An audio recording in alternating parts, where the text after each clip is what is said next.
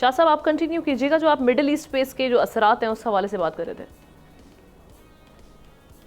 देखिए, हम ना ये इतना सिंपल नहीं है जितना कि हम लोग समझ रहे हैं। मेरे ख्याल में एक वेल ऑर्गेनाइज्ड प्लान है एक्सपेंशनिस्ट, और ये इसके लिए बाकायदा मनसूबाबंदी हुई है। वो अमेरिका के अंदर भी हुई है, इसराइल के अंदर भी हुई है। अब देखिए, टैक्टफुली गज़ा, हम बार बार उस वक्त कहते रहे कि जी गज़ा पे इसराइल कभी नहीं रुकेगा। गज़ा से वो रफ़ा गया, रफ़ा से उसने सीरिया में, उसके बाद लबनान में, उसके बाद जॉर्डन में, अब आप देख लीजिए यमन तक अगर वो पहुंच गया, तो उसने अपने अहदाफ मुकम्मल किए हुए हैं कि उसने इस जंग से क्या क्या फ़ायदा उठाना है। और मेरे ख्याल में दुनिया की कंडेमनेशन जो इस तरीके से उसको मिल रही है, मेरे ख्याल में वो इतना आसानी से पीछे हटने वाला, ये उसके लिए एक अच्छा मौका था। और ये हम कह सकते हैं कि इंटरनेशनल साजिश भी है। एक पॉइंट इसका ये है। दूसरा, इन्वेस्टिगेशन जो ईरान के अंदर, वो ऑब्वियसली इसलिए होगी कि लाखों की तादाद में वो लिबरल ईरानीज, जो कि अपेरेंटली तो अपने आप को ईरानियन और मुसलमान कहते हैं, लेकिन वो इस वक्त अमेरिका की मतलब एक कहते हैं ना कि जड़ों में बैठ के तमाम चीज़ें उनके साथ डिस्कस हो रही हैं कि आपने इन्वेस्टिगेशन ईरान के अंदर कैसी करनी है।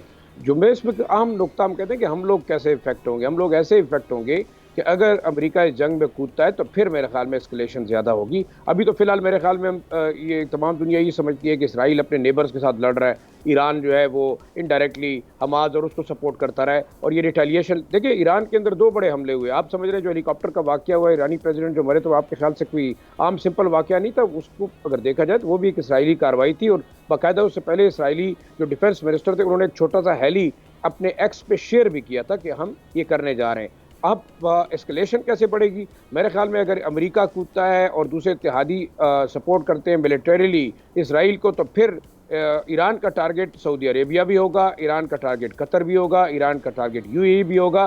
तो मेरे ख्याल में ये जो मिडल ईस्टर्न ममालिक हैं इस वक्त बड़े मज़े से आराम से एंजॉय कर रहे हैं। इनके लिए मसाइल बहुत ज़्यादा होंगे, क्योंकि खाली ईरान इसराइल का टारगेट नहीं करेगा। उसकी वजह यह है कि फिर एक अलाइड जंग होगी ईरान के खिलाफ, और अहम जो इस वक्त मेरे ख्याल में रोल होगा वो तुर्की का बड़ा अहम रोल है।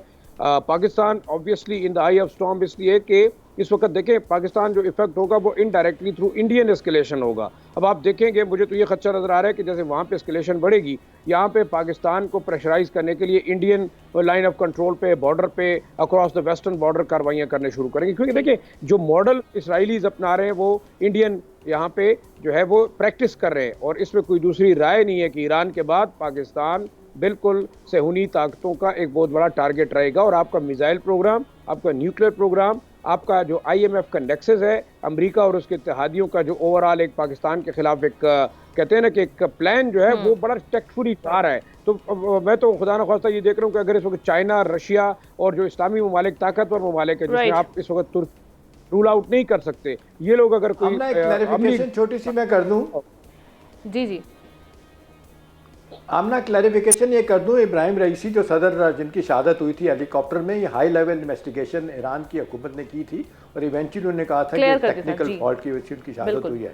जी हाँ जी शाह साहब, देखिए, ये क्लियरेंस अपनी जगह पे उनकी है, लेकिन ईरानियंस को भी पता है कि हुआ क्या है।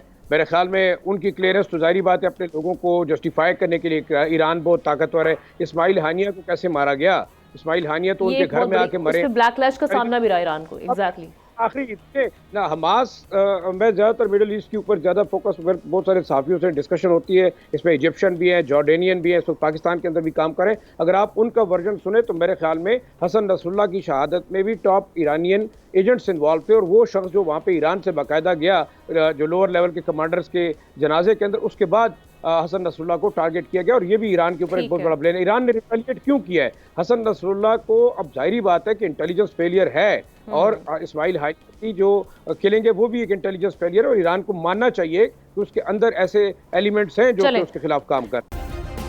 सब्सक्राइब करें और बेल दबाएं ताकि कोई खबर रह न जाए।